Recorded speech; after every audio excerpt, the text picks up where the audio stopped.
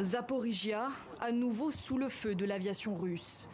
Depuis plusieurs jours, les frappes s'intensifient sur la plus grande centrale nucléaire d'Europe, désormais au cœur de toutes les préoccupations. Jusqu'ici, la catastrophe a été évitée de justesse.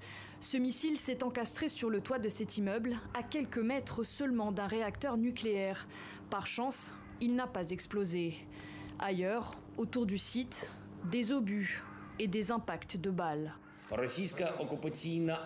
L'armée d'occupation russe utilise la centrale nucléaire de Zaporijia pour semer la terreur et provoquer. La Russie a transformé la centrale nucléaire en un champ de bataille.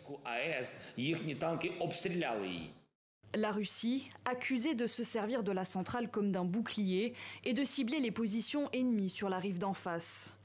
En occupant le site sensible, Moscou chercherait également, selon Kiev, à détourner son énergie pour la raccorder aux territoires occupés. Le G7 parle d'une grave menace et somme la Russie de se retirer.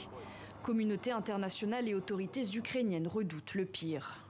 Il y a beaucoup plus de radioactivité ici qu'à Tchernobyl. Parce qu'à Tchernobyl, nous n'avions qu'un seul réacteur. Ici, il y en a 6, entièrement remplis de combustible et de matériel nucléaire. La situation à la centrale nucléaire de Zaporijia, plus tendue que jamais, sera dans les prochaines heures au cœur d'une réunion d'urgence du Conseil de sécurité des Nations Unies. Les inspecteurs de l'Agence internationale de l'énergie atomique réclament de leur côté la possibilité de se rendre sur le terrain pour s'assurer que l'Europe n'est pas menacée par un accident nucléaire majeur.